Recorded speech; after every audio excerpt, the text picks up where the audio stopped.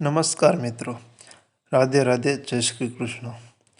આજે આપણે પીપળના વૃક્ષ વિશે વાત કરવા જઈ રહ્યા છીએ, કારણ કે આપણે બધા જાણીએ છીએ કે પીપળના વૃક્ષને દેવ વૃક્ષ કહેવામાં આવ્યું છે। પીપળના વૃક્ષની પૂજા કરવી ખૂબ જ મહત્વપૂર્ણ છે। તેની પૂજા કરીને આપણને તમામ દેવી દેવતાઓના આશીર્વાદ પ્રાપ્ત થાય છે। કહેવાય છે કે આ વૃક્ષની નીચે પીપળના ઝાડના મૂળને દેવતાઓનું સ્વર્ગ માનવામાં આવે છે। અહીં તમામ દેવી દેવતાઓનો વાસ માનવામાં આવે છે અને પુરાણોમાં જણાવવામાં આવ્યું છે કે પીપળના ઝાડના મૂળમાં વિષ્ણુ, થડમાં કેશવ અને પાંદડાઓમાં ભગવાન નારાયણ શ્રી હરિ અને ફળમાં અચ્યુત સર્વ દેવતાઓની સાથે સદા નિવાસ કરે છે। પીપળની પૂજા કરવાથી સુખ, સમૃદ્ધિ, ઐશ્વર્ય અને ધન વૈભવ બધી વસ્તુઓની પ્રાપ્તિ કરી શકાય છે। મનમાં જે ઈચ્છા હોય તે ઈચ્છા મનમાં રાખીને પીપળના વૃક્ષની પૂજા કરવામાં આવે તો તે ઈચ્છા પૂર્ણ થાય છે। આવા અનેક પ્રશ્નો મનમાં ઉદ્ભવે છે, જેમ કે પીપળના ઝાડને પાણી આપતી વખતે સૂર્યોદય પહેલાં કે સૂર્યોદય પછી પાણી આપવું જોઈએ? પીપળના ઝાડને આપણે દીવો પ્રગટાવીએ છીએ તે સૂર્ય પછી કરવું જોઈએ કે પછી સૂર્યાસ્ત પહેલાં? શું સવારે અને સાંજે દીવો પ્રગટાવી શકાય છે? શું પરિક્રમા કરવી જરૂરી છે? અને જો જરૂરી હોય તો કેટલી પરિક્રમા કરવી જોઈએ? શું આપણે ફક્ત શનિવારે જ પીપળના ઝાડને પાણી આપી શકીએ? શું બીજા કોઈ દિવસે પાણી ન આપવું? મિત્રજનો, વિડીયો આ બધા પ્રશ્નો પર આધારિત છે, તો વિડીયો છેલ્લે સુધી જોજો। મિત્રો, સૌથી પહેલાં જાણીશું કે પીપળાના ઝાડની પૂજા કરવાથી ફાયદો શું છે। પીપળ એક એવો છોડ છે જેની પૂજા કરવાથી ખૂબ જ ચમત્કારિક અને ખૂબ જ ઝડપથી લાભ થાય છે। એવું પણ જોવામાં આવ્યું છે કે કોઈ વ્યક્તિને ખૂબ જ તકલીફ થાય છે, તે સમયાંતરે બીમાર રહે છે અને ખૂબ જ પરેશાન રહે છે, અને જો તે પીપળાના ઝાડને પાણી ચડાવે છે તો જલ્દી જ તેને દવાઓનો લાભ મળે છે અને તે સ્વસ્થ થઈ જાય છે।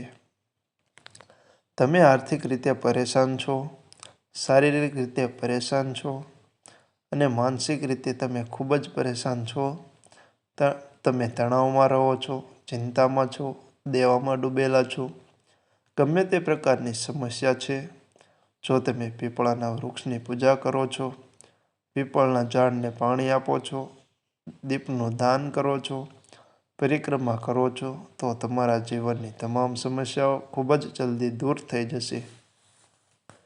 પીપળના વૃક્ષની પૂજા કરવાના ઘણા ચમત્કારી ફાયદાઓનું વર્ણન આપણા શાસ્ત્રોમાં પણ કરવામાં આવ્યું છે। જે લોકો પીપળના વૃક્ષની પૂજા કરે છે તેમના અનુભવો ખૂબ જ ચમત્કારિક હોય છે। જે લોકો પીપળના વૃક્ષની નિયમિત પૂજા કરે છે તેઓ ખૂબ જ ખુશ રહે છે, કારણ કે તેઓને તેનાથી ખૂબ જ ઝડપથી લાભ મળે છે। મતલબ કે જો તમે કોઈ એવી સમસ્યાથી પીડાતા હો કે જેના માટે તમે તેનું સમાધાન શોધી શકતા નથી અને કારણ તમે સમજી શકતા નથી, તો તમારા ઘરની નજીકના કોઈ પણ પીપળના ઝાડને જોઈ લો અને પછી દર શનિવારે ત્યાં જળ ચડાવો અને સાંજના સમયે ત્યાં એક દીવો પ્રગટાવવો જોઈએ। જલ્દી જ તમારી ચિંતાઓમાંથી મુક્તિ મળશે।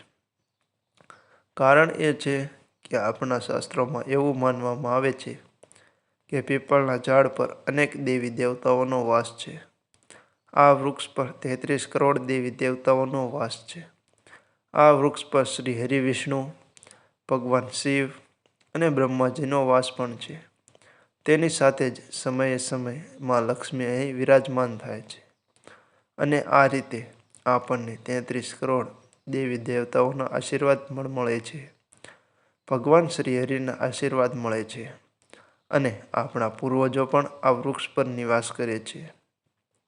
તેથી જ્યારે આપણે આ બધાના આશીર્વાદ મેળવીએ છીએ, જ્યારે આપણે ત્યાં પૂજા કરીએ છીએ, પાણી આપીએ છીએ અને પ્રાર્થના કરીએ છીએ અને તેમના આશીર્વાદ માંગીએ છીએ, ત્યારે તે ખૂબ જ જલ્દી જ આપણા મનની દરેક ઈચ્છા પૂર્ણ થાય છે અને આપણે જે પણ સમસ્યાથી પીડાતા હોઈએ છીએ તેનો ખૂબ જ ઝડપથી ઉકેલ આવે છે.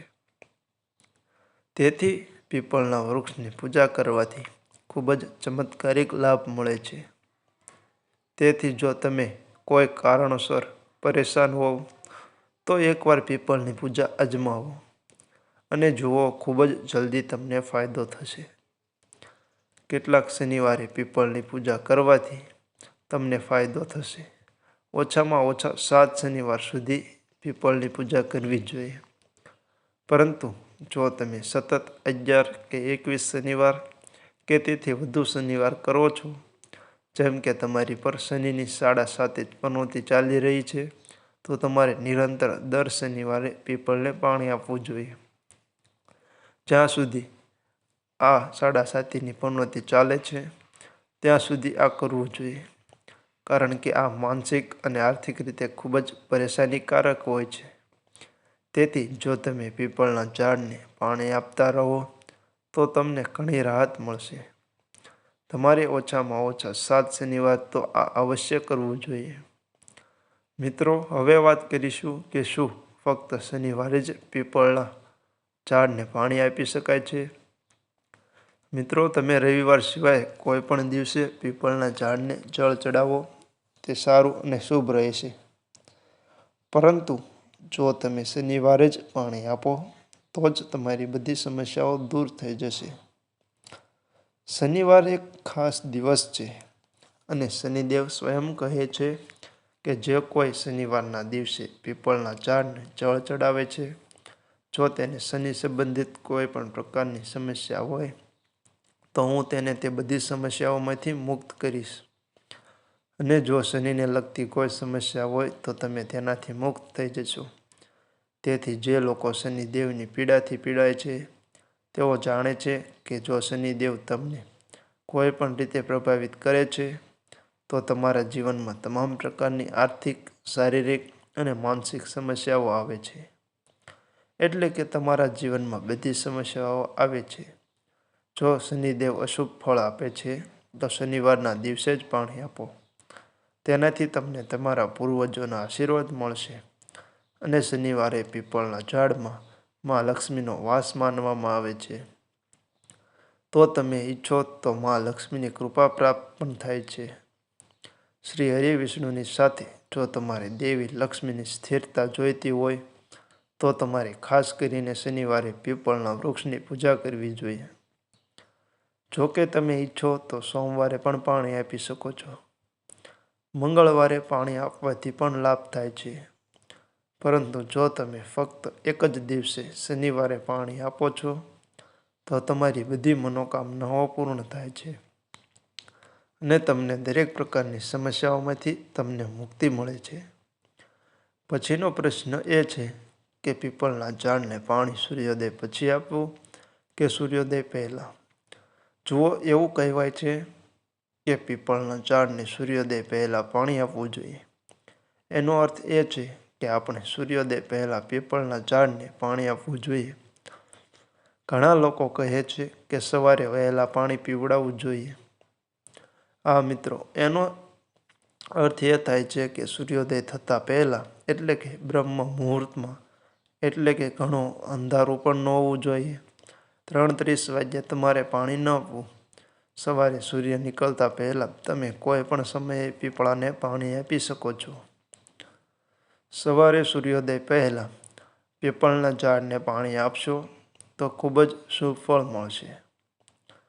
શનિવારના દિવસે જ્યારે તમે પાણી આપો છો ત્યારે તમારે પીપળના ઝાડને સ્પર્શ કરવો જોઈએ.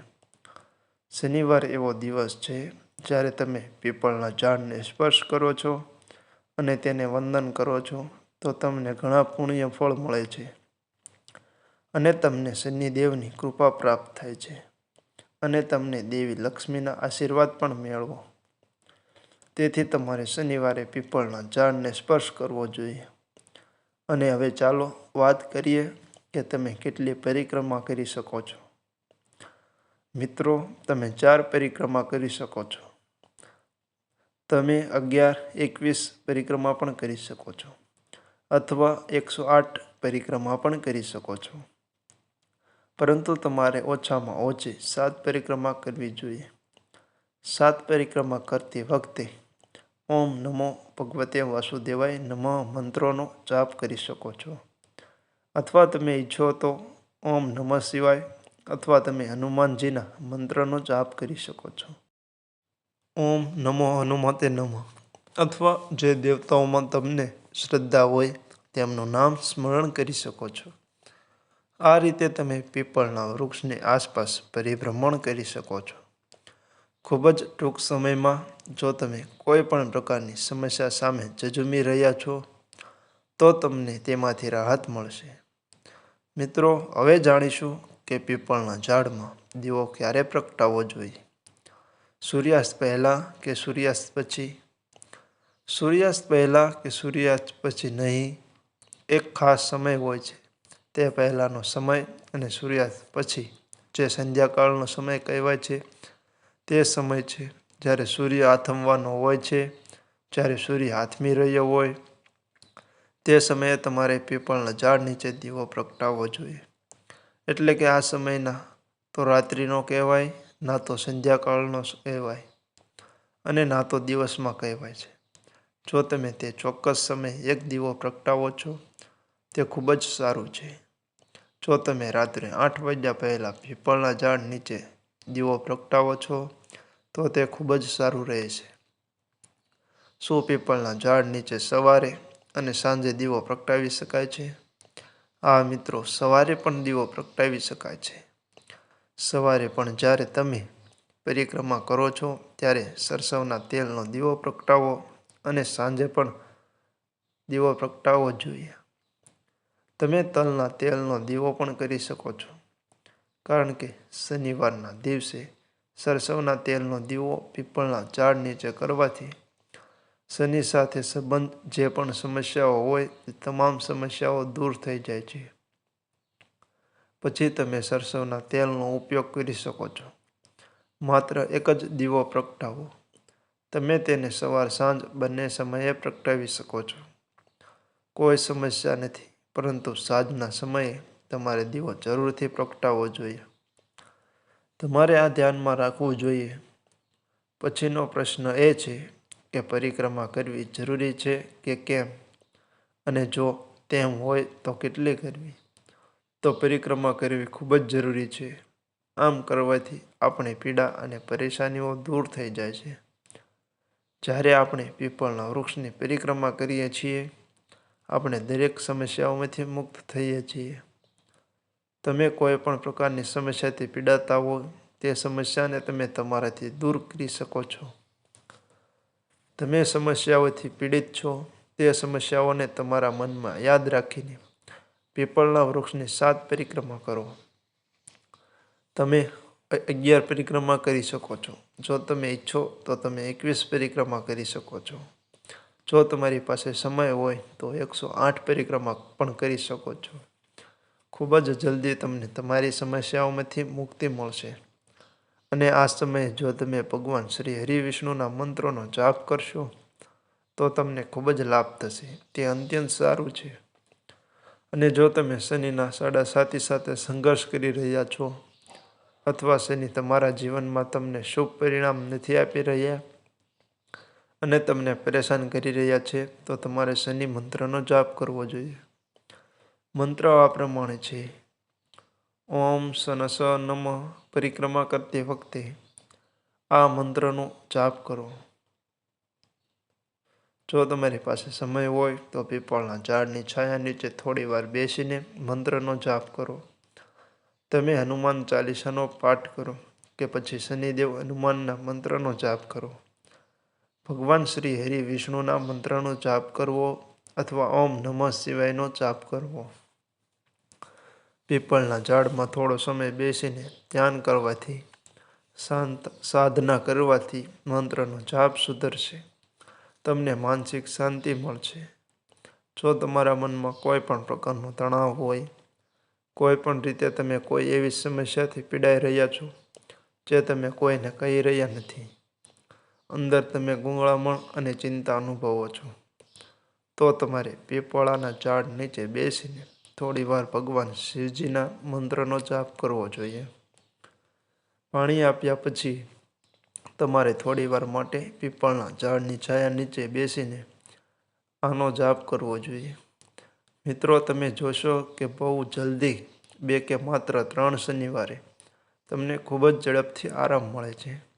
કારણ કે પીપળના ઝાડ નીચે જાપ કરવાથી આપણને આપણા પૂર્વજોના આશીર્વાદ મળે છે. અને પીપળના ઝાડ નીચે સાધના કરવાથી આપણે સિદ્ધિ પ્રાપ્ત કરી લઈએ છીએ. તેથી જો તમારે ઝડપથી સિદ્ધિ જોઈતી હોય તો પીપળના ઝાડ નીચે ધ્યાન સાધના અવશ્ય કરવી જોઈએ. જો પીપળના ઝાડ નીચે ભાગવત ગીતાનો પાઠ કરવામાં આવે તો અનેક જન્મોના પાપોનો નાશ થાય છે. જો તમે હનુમાન ચાલીસાનો પાઠ કરો છો તો તમને કર્મમાંથી મુક્તિ મળે છે. જો તમે સુંદરકાંડનો પાઠ કરો છો તો તમારા જીવનના તમામ અવરોધો દૂર થશે. અને તમારા કાર્ય, જો તમારી કોઈ પણ પ્રકારની સમસ્યા દૂર થઈ જાય તો તમારે શનિવારે પીપળના ઝાડને પાણી ચડાવવું જોઈએ. મિત્રો, આજના વિડીયોમાં અમે પીપળના વૃક્ષ વિશે તમારા મનમાં ઉદ્ભવતા તમામ પ્રશ્નોના જવાબ આપ્યા છે. મિત્રો, જો તમને વિડીયો પસંદ આવ્યો હોય તો વિડીયોને જરૂરથી લાઈક કરજો અને સાથે ચેનલને પણ સબસ્ક્રાઈબ કરી લેજો. હર હર મહાદેવ. મળીએ નવા વિડીયોમાં. અને આવા જ બીજા ઉપયોગી અનેક વિડીયો અમારી ચેનલમાં છે જે તમને ખૂબ જ ઉપયોગી થશે. તે પણ જોઈ આવો.